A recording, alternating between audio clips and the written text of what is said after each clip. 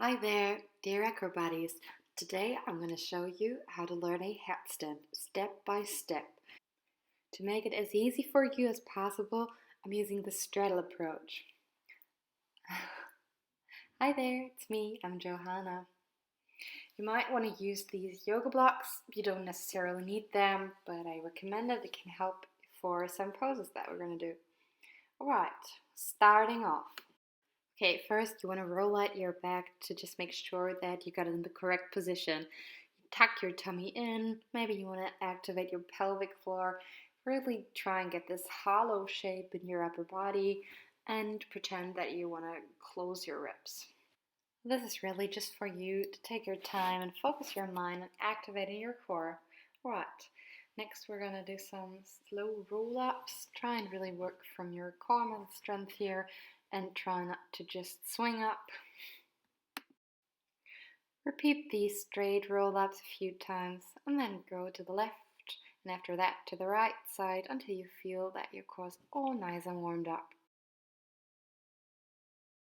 Well done! Now you can lie down on your back for warming up your lower abs as well as hip flexors. For that purpose, we're going to use the leg circles again. It's just the same ones that we already used in the core warm-up idea video. Just repeat this a few times in both directions. Next, we're putting upper body and lower body together to have an elegant transition from warming up to compression exercises. So this is the first one of our compression exercises to prepare for our headstands. And at this point, you may or may not want to grab your yoga blocks. Have a seat on 2, 1, or none of your yoga blocks. Just make sure that you're sitting really upright. You can use your hands on your hips to really stretch out that spine. And then proceed to just pull your upper body closer to your legs by using the strength of the upper body and the legs to make sure that you're giving the back side of your body a very good stretch. Okay, then you can slightly open your legs into it, not really straddle, but something between straight legs and straddle position. And then you can use your arms to grab a hold of your feet and get a deeper stretch in your lower back. So you can see you gotta keep your lower back really straight and arched, and then you can pull on your feet to get a deeper stretch.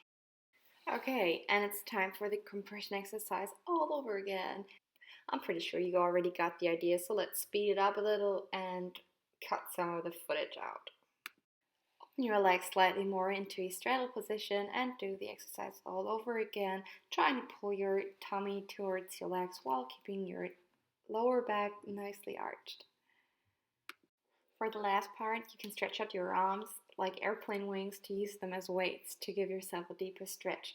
It is crucial at this point to really keep the posture in your lower back right. So just try and go on pulling your belly to your legs and keeping that lower back nice and arched.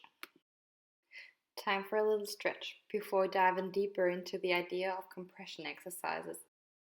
Push your hands into the floor, try and keep your upper body as still as you can, and then compress your legs towards your upper body.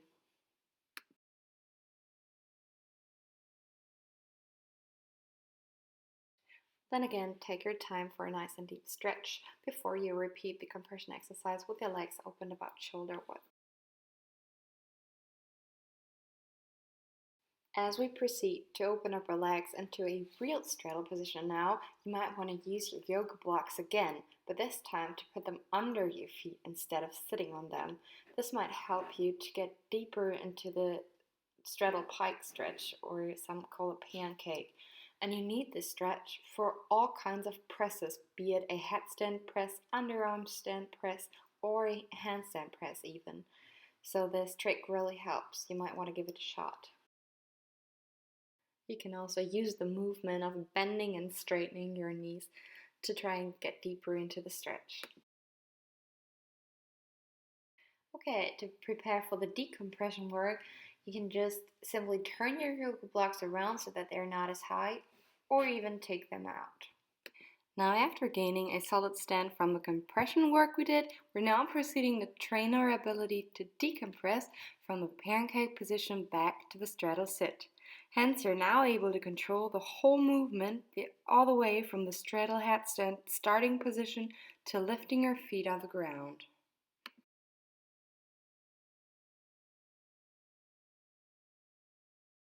If you wish to improve your pressing skills, you might want to add this additional drill. The way that this works is you're trying to place your back on the mat as flat as you possibly can, and then you simply start opening and closing your legs under the premises that your feet mustn't ever leave the ground.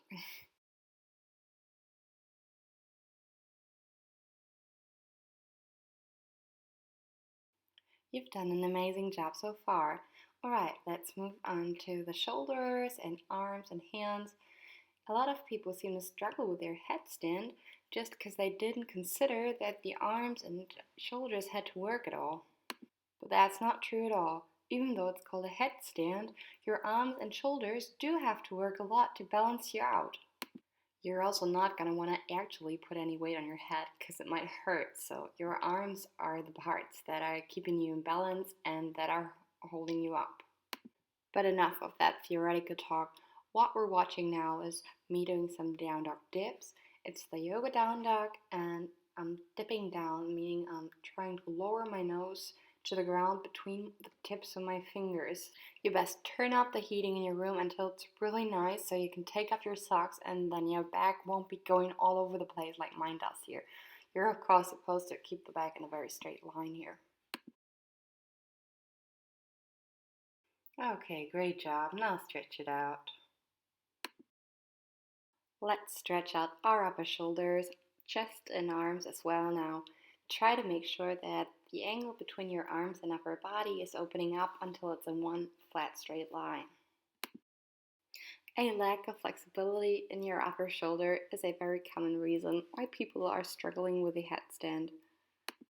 This exercise is giving you a bigger range of movement and in this a bigger chance to catch yourself if you're ever tending to fall out of balance whilst you're doing a headstand.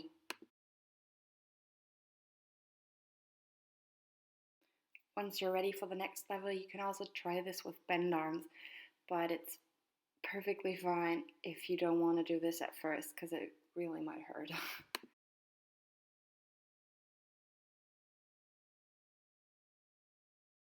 Now's the time to put everything we learned together. We're trying to dip into a headstand, but no worries, we're not really gonna do a headstand now, we're just dipping into it slightly. So just move forward and backward to activate your shoulders. Bend your arms, do it all over again. And finally, get into the headstand position and rock back and forth.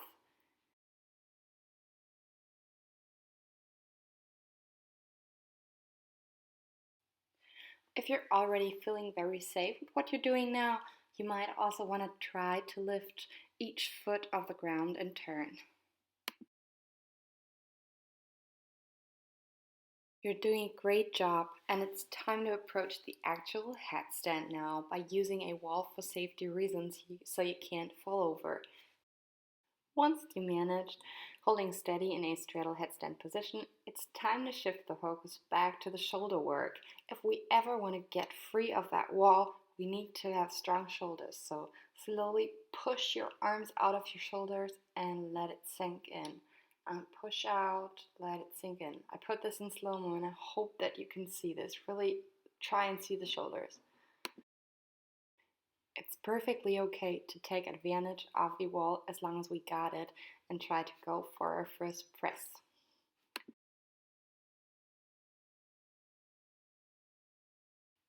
If you put your legs in a middle split position, you can dip to the ground with your feet. This helps you stabilize your side muscles of your body. And of course, there's also an exercise for training falling in and out of balance front or back ways. So you're arching your back and then bend it forward as far as you can and then arch your back as far as you can and bend it. And every time you just try to pull back into the balance point. And if you feel like adding some coordination challenge, you can also do these twisty moves you see here.